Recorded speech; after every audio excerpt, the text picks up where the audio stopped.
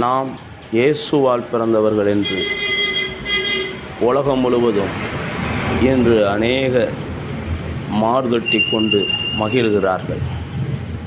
இதில் என்ன விசேஷம் அப்படின்னு பார்த்தீங்கன்னா, திருமணமே ஆகாத இயேசு சிலுவை இரத்தத்தினாலே உலகத்திலே உள்ள எல்லா ஜனங்களுக்கும் இன்று சொந்தக்காரராக இருக்கிறார். முறையாக தேவனாலே திருமணம் செய்யப்பட்டு சந்ததிகளை உருவாக்க படைக்கப்பட்ட ஆதாம் தேவனுடைய உறவை அவன் துச்சமாய் எண்ணினதினால் தேவன் அவனுக்கு அநேக ஆசீர்வாதங்களை கொடுத்து அவன் மேலே பிரியமாக இருந்தோம். தேவன் அவனுக்காக எல்லா நன்மைகளையும் அவனை சுற்றி வைத்திருந்தோம். அவனால் தேவனுடைய சத்தத்துக்கும் தேவனுடைய திட்டத்துக்கும் ஒத்துழைப்பு தர முடியாமல் போயிடுச்சு. அதன் விளைவு அவன் மேன்மையை இழந்து விடுகிறான்.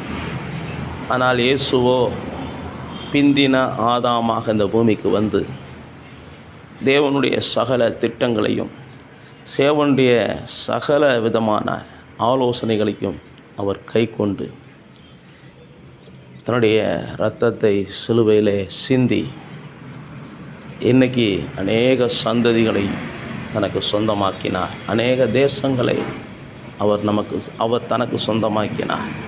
அவருடைய நாமத்தினாலே இன்னைக்கு பரலோகத்தை நோக்கி பார்க்கிற கூட்டங்கள் உலகமெங்கும் எல்லா ஜாதியிலையும் எல்லா இடங்கள்லையும் இருக்கிறதை நாம் பார்க்கிறோம். தேவனுடைய பிள்ளைகளாகிய நாம் இந்த பெரிய சத்தியத்தை அறிந்து தேவனை துதிக்கிறோம், இயேசுவை துதிக்கிறோம், பரிசுத்த ஆவியானவரை துதிக்கிறோம்.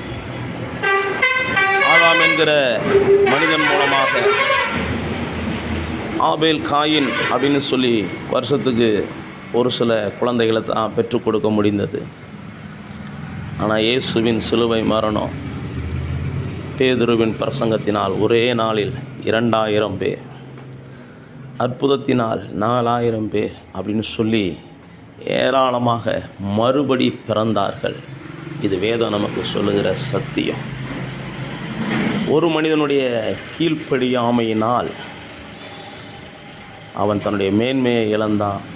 அவனே உலகத்தின் தகப்பன் என்று சொல்லக்கூடிய அந்த பேர் பெற்ற நாமத்தை இழந்தான். ஆனால் ஒரே மனிதனுடைய கீழ்ப்படிதலினால் இன்றைக்கு உலகம் முழுவதும் இயேசுவாலே பிறந்தவன், இயேசுவாலே பரலோகம் போகிறேன், இயேசுவாலே வாழ்கிறேன், இயேசுவாலே பிதாவை நான் பெற்றுக்கொண்டேன், இயேசுவாலே அப்படின்னு சொல்லி ஒரே மனிதனாய் வந்த கிறிஸ்துவினாலே இன்றைக்கி உலகம் முழுவதும் தேவனுடைய சந்ததிகளாக மாறிக்கொண்டு இருக்கிறதை பார்க்கிறோம். அந்த மாறிக்கொண்டு இருக்கிற சந்ததியில் நீங்களும் நானும் பங்குள்ளவர்களாக இருக்கிறோம். அதற்காக தேவனுக்கும் குமாரனாகிய தேவனுக்கும் பரிசுத்தாவியாகிய தேவனுக்கும் நாம் கோடான கோடி நன்றிகளை செலுத்தி அவருடைய நாமத்தை மகிமைப்படுத்துவோமாக. ஆமென்.